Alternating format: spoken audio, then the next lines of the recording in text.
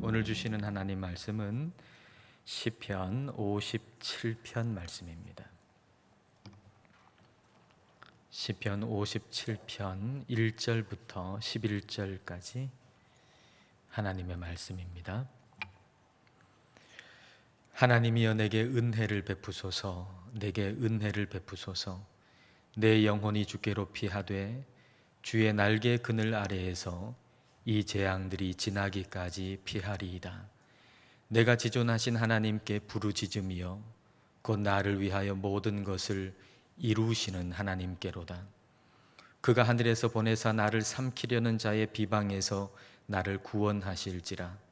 하나님이 그의 인자와 진리를 보내시리로다.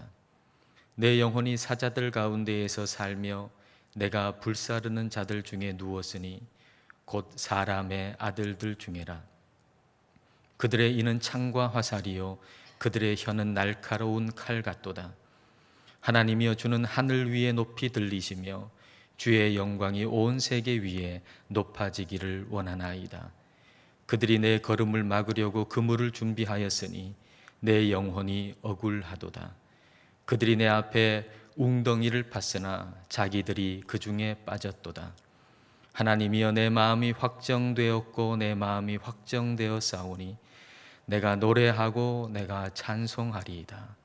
내 영광아 깰지어다. 비파야 수금아 깰지어다. 내가 새벽을 깨우리로다. 주여 내가 만민 중에서 주께 감사하오며 문나라 중에서 주를 찬송하리이다. 무릇 주의 인자는 커서 하늘에 미치고 주의 진리는 궁창에 이르나이다. 하나님이여 주는 하늘 위에 높이 들리시며 주의 영광이 온 세계 위에 높아지기를 원하나이다. 아멘.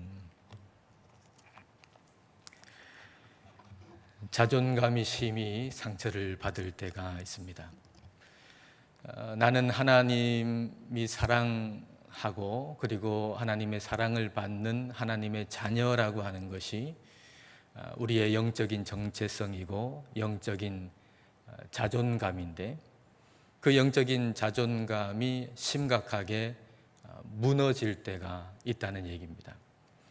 그래서 그리스도인이면서도 극단적인 선택을 하는 사람들은 이 영적 자존감이 완전하게 무너졌기 때문에 그런 선택을 하는 것이죠. 또 때로는 오랫동안 하나님을 믿고 신앙생활 했는데, 그런데 하나님을 떠나고 교회를 떠나는 사람 역시도 그 영적 정체성과 영적 자존감이 심각하게 무너졌기 때문입니다. 이 땅에는 참으로 하나님을 사랑하고 또 하나님을 예배하는 신실한 그리스도인들이 많습니다. 그리고 그런 교회들도 많습니다. 그런데 지금 이 상황은 교회가 비난을 받고 있고, 또 그래서 우리의 영적 자존감이 아주 심각한 타격을 받는 일들이 일어나고 있습니다. 여러분의 개인적인 어떤 삶이나 여러분 가정이나 일터에서 받는 고난으로 인해서 여러분의 영적인 정체성이나 또 여러분의 영적 자존감이 심각하게 흔들리고 있는 분들도 있을 것입니다. 오늘 본문 시편 57편은 다윗이 쓴 시편입니다. 다윗은 왕으로 기름 부음을 받은 사람입니다. 하나님께서 사무엘을 보내가지고 왕으로 기름을 붓도록 했습니다. 다시 말하면 다윗은 그만큼 하나님께서 특별하게 생각하는 사람, 하나님께서 특별하게 사랑하는 사람이었습니다. 근데 그가 사울이 죽이려고 하기 때문에 지금 피해서 굴에 들어가 있습니다. 그러니까 그의 영적인 자존감에 상당히 타격을 줄 수 있는 일을 지금 겪고 있는 것이죠. 그런데 이 상황을 노래로 표현한다고 하면 카페에서 틀어주는 그런 잔잔한 음악이 될 수가 없을 겁니다. 오늘 표제에 보면은 알 다스헷에 맞춘 노래라고 되어 있습니다. 오늘 이 시편을 곡조를 붙인다면 알다스헷에 맞추어서 노래를 불러라 라고 하는 그런 의미지요.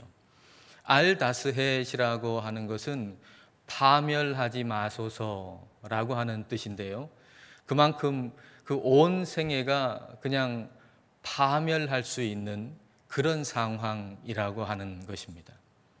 우리가 그런 곡조가 우리 인생이 그냥 완전히 파멸 속에 들어갈 수 있는 그런 곡조가 지금 배경음악으로 흘러나온다고 생각하시면서 4절 말씀을 보시겠습니다.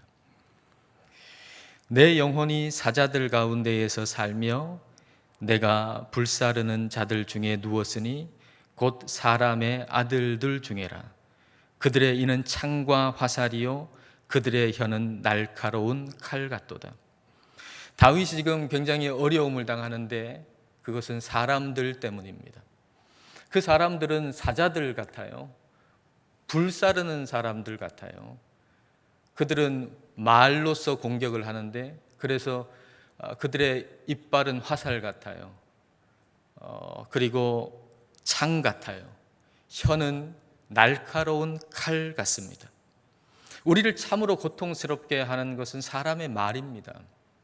코로나19라고 하는 어려운 상황, 또 우리의 삶에 들이닥친 여러 가지 고난들, 어려움들, 그런 어려운 상황 속에서 국민이 서로 위로하고 돕는다면, 교회가 서로 위로하고 돕는다면, 가족이 서로 위로하고 돕는다면, 그렇다면 이 어려운 상황은 오히려 공동체가 하나 되는 좋은 기회가 될 겁니다. 그리고 이 어려운 시기가 지나가게 되면 이 시기는 우리에게 아주 좋은 추억으로 남을 수도 있을 겁니다. 정말 고통스럽게 하는 것은 이 어려운 상황이 아니라 이 어려운 상황 가운데서 우리들이 내뱉는 거친 말들입니다. 말은 어떤 무기보다도 강하고 날카롭습니다. 다윗은 지금 사울의 위협을 받고 있습니다. 사울은 왕으로서 언론을 장악하고 있습니다. 소수의 사람들이 다윗을 돕고 있지만은 그러나 여론은 다윗의 편이 아닙니다. 다윗을 공격하는 언어가 그 다윗의 마음에 비수를 꼽고 그리고 죽음의 위협 앞에서 그의 영혼은 점점 약해져 가고 있습니다. 자, 6절 전반절을 보십시오. 그들이 내 걸음을 막으려고 그물을 준비하였으니 내 영혼이 억울하도다. 억울하다라고 번역된 카파프라고 하는 이 히브리어 단어는 그냥 힘없이 쑥 수그러지는 걸 의미합니다. 힘있게 잘 서 있어야 되는데 근데 힘을 잃어버렸어요. 그래서 쑥 하고 수그러들어 버리는 거. 지금 그 모습인 겁니다. 영적 자존감에 아주 심각한 타격을 주는 상황을 지금 다윗은 겪고 있는 겁니다. 자, 그런데 그런 상황 속에서 다윗이 극단적인 선택을 했습니까? 아니면 하나님을 떠났습니까? 다윗의 선택이 무엇인가 하는 것을 우리는 7절 말씀에서 볼 수 있습니다. 7절입니다. 하나님이여 내 마음이 확정되었고 내 마음이 확정되었사오니 내가 노래하고 내가 찬송하리이다. 내 마음이 확정되었다는 얘기를 2번 하잖아요. 그만큼 많이 흔들렸다는 얘기도 되겠죠. 내 마음이 확정되었다고 그 말을 2번씩이나 할 만큼 그만큼 많이 마음이 흔들렸다는 얘기도 될 겁니다. 그런데 그렇게 나의 영적인 자존감이 무너지도록 놓아두지 아니하고 마음을 다시 담대하게 해가지고 그래서 하나님의 자녀로서 반드시 해야 할 일, 하나님을 찬송하는 일, 그걸 멈추지 않고 계속하겠다고 다윗은 그렇게 고백하고 있는 겁니다.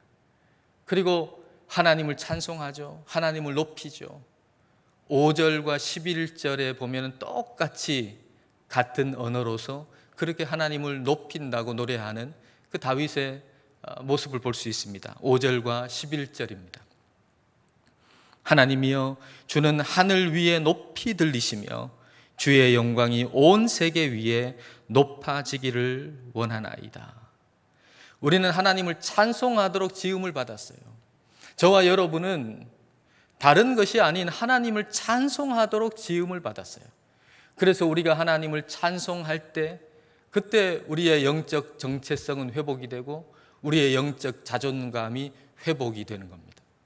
다윗은 지금 그렇게 하나님을 높이고 하나님을 찬송하고 있는 겁니다. 자, 그렇다면 다윗이 어떻게 그렇게 할 수가 있었을까요? 그렇게 흔들리는 상황 가운데서 어떻게 중심을 잡을 수가 있었을까요? 자, 1절 말씀을 여러분 보십시다. 하나님이여, 내게 은혜를 베푸소서. 내게 은혜를 베푸소서. 내 영혼이 주께로 피하되 주의 날개 그늘 아래에서 이 재앙들이 지나기까지 피하리이다. 다윗은 은혜를 베풀어 달라고 2번씩이나 기도합니다. 은혜를 베풀어 주십시오. 은혜를 베풀어 주십시오. 우리가 그냥 이 상황들을 보면 어렵고 힘들고 비참하고 그런 상황들만 보이지만, 그러나 거꾸로 보면 은혜 받기에 더없이 좋은 때입니다. 그냥 은혜도 아니고 갑절의 은혜를 받기에 좋은 때입니다. 여러분, 우리가 상황이 어려워서 망하지 않습니다. 은혜를 받지 못해서 망하는 겁니다. 사람은 왜 망하는가 하면 어려워서 망하는 게 아니에요.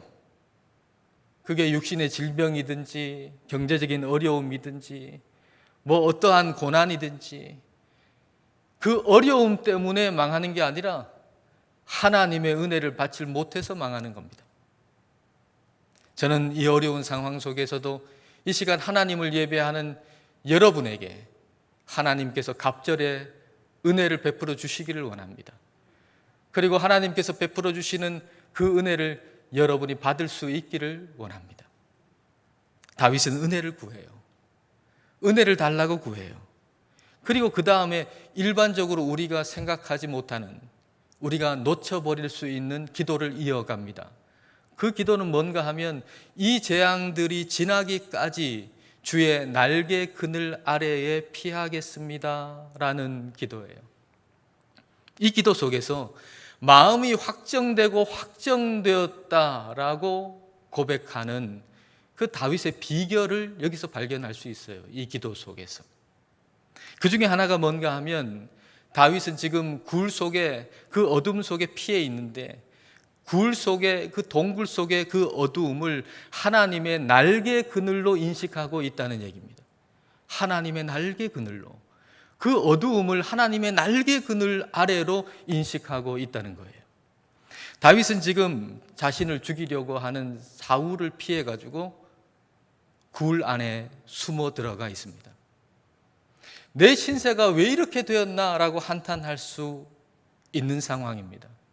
다윗은 왕으로 기름 부으심을 받았습니다.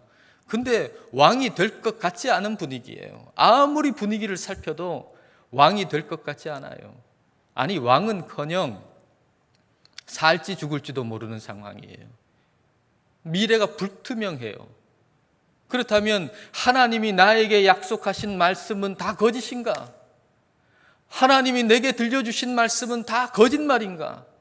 그렇게 생각할 수도 있을 겁니다. 하나님이 나를 떠났는가? 하나님이 더 이상 나를 도와주시지 않는가? 라고 생각하면서 하나님의 사랑도 의심할 수 있는 그런 상황입니다.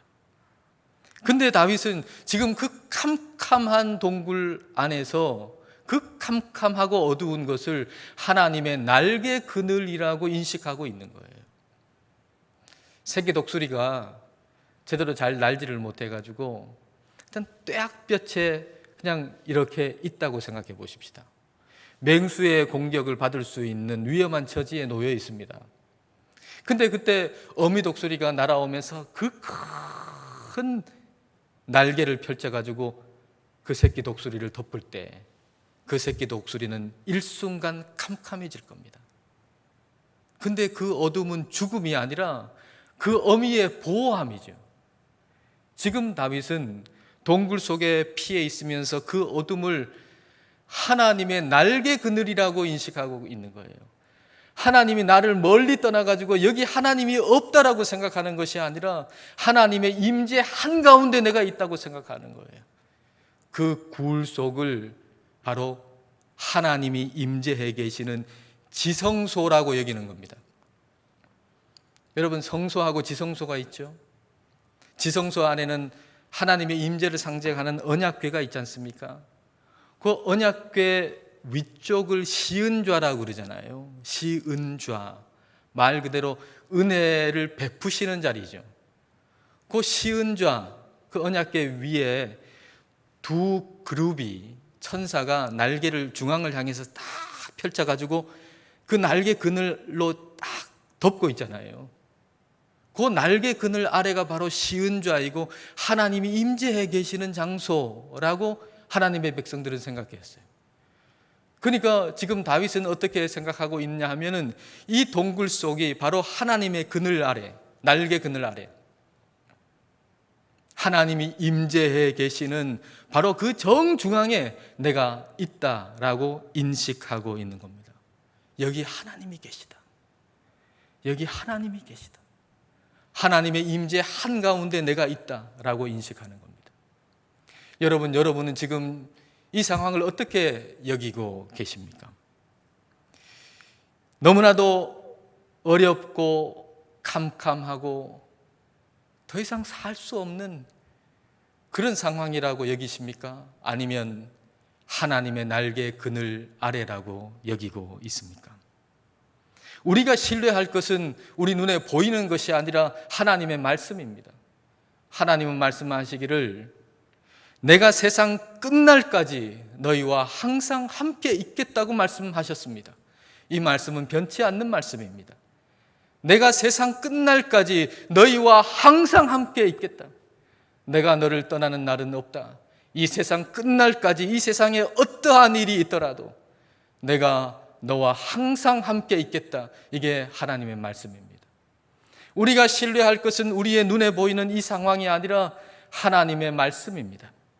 이 상황, 동굴같이 캄캄한 이 상황, 이 동굴 안에 들어와 있는 것 같은 이 어둠을 하나님의 날개 그늘로 바라볼 수 있는 눈이 저와 여러분에게 있게 되기를 축복합니다. 다윗은 주님의 날개 그늘 아래 피하겠다고 기도합니다. 언제까지요? 이 재앙들이 지나가기까지. 이 재앙들이 빨리 끝나게 해달라고 기도하는 게 아닙니다. 이 재앙들이 지나가기까지, 이 재앙들이 끝나기까지 주님의 날개 그늘 아래에 피하겠습니다. 이게 다윗의 기도입니다. 이 재앙 역시도 하나님이 허락하셨기 때문에 있는 겁니다. 그걸 우리 마음대로 빨리 끝낼 수 있는 건 결코 아닙니다. 그러므로 이 재앙이 빨리 끝나는 것보다 더 중요한 것은 이 재앙이 지나가기까지 주님의 임재 안에 하나님의 날개 그늘 아래 있으면서 우리가 배워야 할 걸 반드시 배워야 하고 고쳐야 할 것을 반드시 고쳐 나가야 하는 것, 이것이 중요한 일입니다. 코로나19가 빨리 끝나기를 구하는 것도 좋고, 그리고 우리의 영적인 자존감을 무너뜨리는, 훼손하는 일들이 이제 더 이상 없도록 그것이 빨리 끝나기를 기도하는 것도 좋은 일입니다. 이게 우리 모두의 바람이죠. 그러나 그보다 더 중요한 것은 이 재앙이 지나가기까지, 이 재앙이 우리 생각대로 빨리 끝나는 것이 아니라 이 재앙이 지나가기까지 하나님의 날개 그늘 아래에 거하면서, 주님의 임재 안에 거하면서 우리가 배워야 할 것을 배우고 깨달아야 할 것을 깨닫고 회개해야 할 것을 회개하고 새로워져야 할 것이 새로워지는 일, 이것이 오늘 우리에게 중요하다는 말씀입니다. 교회인 우리는 교회로서 이 시대에 어떤 모습이 되어야 할까 하는 것을 우리가 하나님께 묻고 기도하면서 우리는 주님께서 이 재앙을 끝나게 하실 때까지, 이 재앙이 지나가기까지 주님의 임재 안에서 더 자라야 할 겁니다. 어린아이가 가정을 이끌어 나갈 수 없잖아요. 그런 것처럼 어린아이 같은 목회자가 교회를 이끌어 나갈 수 없고, 어린아이 같은 교회는 이 땅을 이끌어 나갈 수가 없는 겁니다. 오늘 이 땅의 교회가 너무 어린아이에 머물러 있었던 것이 아닐까 생각이 듭니다. 더 이상 이 땅을 이끌어 나갈 수 없을 만큼 자라지 못한 어린아이 같은 교회여서 오늘 이와 같은 상황이 있는 것이 아닐까 생각합니다. 그리하여 우리는 이 재앙이 지나가기까지 우리 주님의 날개 그늘 아래에서 주님의 임재 한가운데서 어른으로 성숙하는 일을 해야 할 겁니다. 영적으로 어린아이로 남아있으면 상처를 주는 대로 다 받습니다. 상처를 주는 대로 다 받으면 그 입술이 하나님께서 사용하실 수 없는 입술이 돼요. 상처를 주는 대로 다 받으면, 다른 사람이, 세상이 주는 상처를 그대로 다 받으면, 그러면 내 입은 더 이상 하나님이 쓸 수 없는 거칠고 비난하고 그런 말, 하나님이 쓸 수 없는 입술이 될 수밖에 없어요. 그런 입술은 무너뜨릴 수는 있지만 세울 수는 없어요. 여러분, 무너뜨릴 수는 있지만 세울 수 없는 사람을 따르지 마세요. 내가 미워하는 사람, 시원하게 욕해주는 사람, 그 사람 대단하게 보이지만, 그러나 그 사람은 무너뜨릴 수는 있어도 세울 수는 없는 사람이에요. 그런 입술로는, 그런 말로는 나라를 무너뜨릴 수 있고 교회를 무너뜨릴 수 있지만은 나라를 세울 수 없고 교회를 세울 수 없어요. 그러므로 우리가 이 나라를 세우고 교회를 세우고 가정을 세우려면, 그러면 어린아이의 일을 버려야 돼요. 성숙해야 돼요. 어른이 되어야 해요. 어른이 된다는 거, 영적으로 어른이 된다고 하는 것은 상처를 줄 때 상처를 받는 게 아니라 내 마음이 확정되고 확정되었사오니 하나님을 찬송하면서 세상에 상처가 남는 게 아니라 하나님의 흔적이 남게 하는 것, 이게 바로 성숙한 것입니다. 하나님께서는 오늘 시편 57편을 읽는 저와 여러분 마음속에 하나님의 흔적이 남기를 원하세요. 시편 57편 그 표제에 보면은 다윗의 믹담시라고 되어 있지 않습니까? 그 믹담이라고 하는 단어는 히브리어 미크탐이라고 하는 단어를 우리말로 표기를 해놓은 건데요.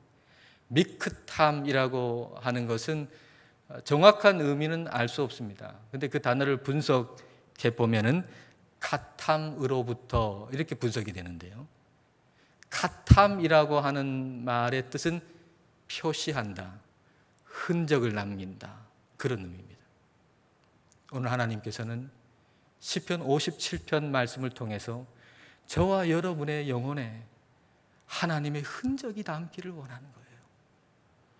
오늘 우리는 우리의 자존감에 크게 상처를 받을 수 있는 상황 속에 놓여 있습니다만은, 그러나 세상이 주는 그 상처를 받고 우리도 거친 말을 내뱉는 그런 하나님의 백성답지 않는 그런 모습이 아니라, 하나님의 말씀을 통해서 시편 57편을 통해서 우리의 영혼 안에 하나님의 흔적이 새겨지고, 우리의 생각 안에 하나님의 흔적이 새겨지고, 우리의 삶 안에 하나님의 흔적이 새겨지기를 원하시는 거예요. 그러면 똑같은 상황을 당하고 있는데 어떤 사람한테는 상처가 남고 또 어떤 사람한테는 어떻게 해서 하나님의 흔적이 남는 걸까요? 내 영혼이 잠들어 있으면 상처를 받지만 내 영혼이 깨어 있으면 상처받는 상황 속에서도 하나님의 흔적이 남습니다. 그래서 우리는 우리의 영혼이 잠들어 있게 놔두면 안 됩니다. 오늘과 같은 상황 속에서 우리의 영혼이 잠들면 정말 끝나는 겁니다. 우리의 영혼이 잠들게 놔두면 안 됩니다. 우리의 영혼을 흔들어 깨워야 합니다. 자, 8절 말씀을 여러분 보십시오. 내 영광아 깰지어다. 비파야 수금아 깰지어다. 내가 새벽을 깨우리로다. 영광이라고 하는 단어 카보드라고 하는 히브리어인데, 이 카보드라고 하는 단어는 카바드에서 나왔습니다. 이 카바드는 무겁다는 의미거든요. 다시 말하면 내 영광이라고 하는 거, 이것은 내 삶, 내 존재에서 가장 무거운 거, 가장 중요한 걸 의미해요.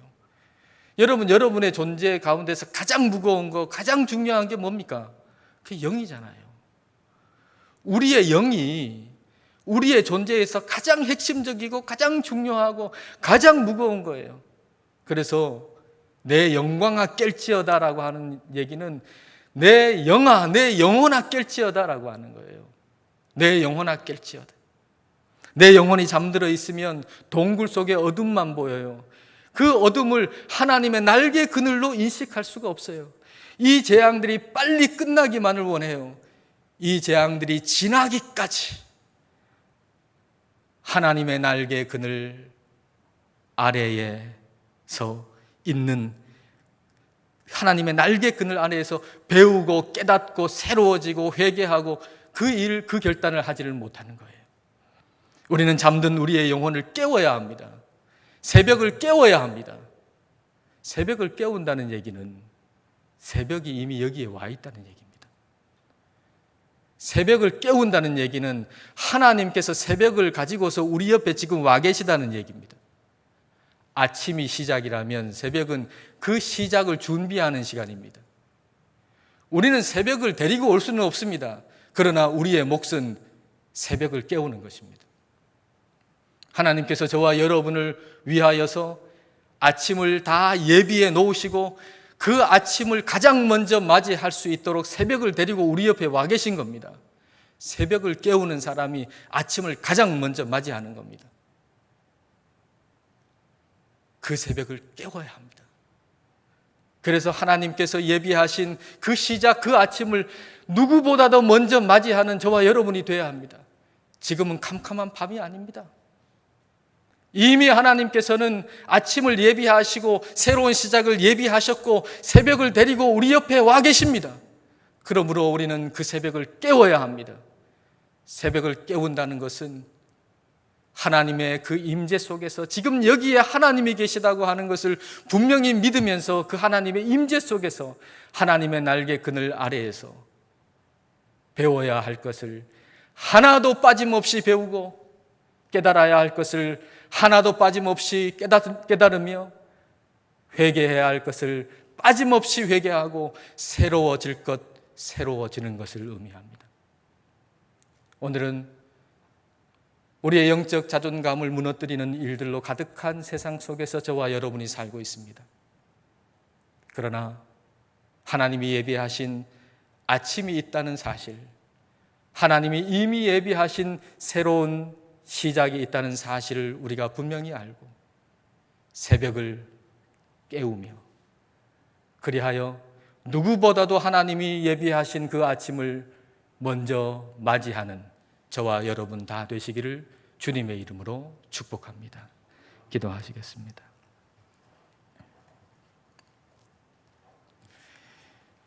이 시간 우리 기도하실 때에 주님의 은혜를 구하십시다.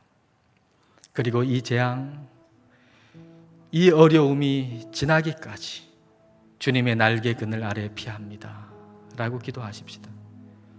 우리의 삶에 드리운 어둠 속에서도 주님의 임재를 경험하게 해주시고 이 재앙이 지나기까지 우리가 배워야 할 것 하나도 빠짐없이 배우고 깨달을 것 깨닫고 회개할 것을 회개하고 새로워질 것이 새로워지게 해달라고 기도하십시다.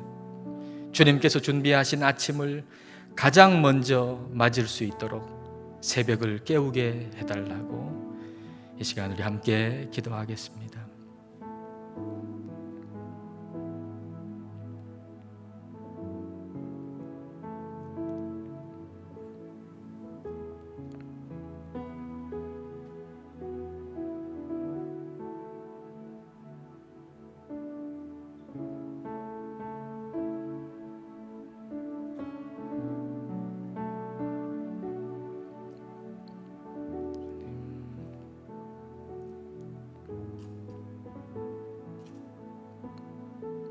온 만물의 주인이신 하나님 아버지, 저희에게 은혜를 베풀어 주옵소서. 은혜를 베풀어 주옵소서. 어둡게 보이는 이 상황 속에서 하나님의 날개 그늘을 볼 수 있는 눈을 주시고, 이 재앙이 지나기까지 주님 안에서 배우고 깨닫고 회개하고 새로워질 수 있게 하여 주옵소서. 어린아이 같아서 더 이상 이 땅을 인도할 수 없는 교회가 되지 않게 하옵소서. 땅에 버려져 사람들의 발에 밟히는 맛을 잃은 소금처럼 되지 않게 하시고, 성숙하여서 빛과 소금의 역할을 잘 감당하는 교회가 되게 하여 주옵소서. 우리의 영혼을 깨우고 새벽을 깨워서 하나님이 예비하신 새 아침, 새로운 시작을 준비된 마음으로 가장 먼저 맞이할 수 있게 하여 주옵소서. 예수님 이름으로 기도드립니다. 아멘.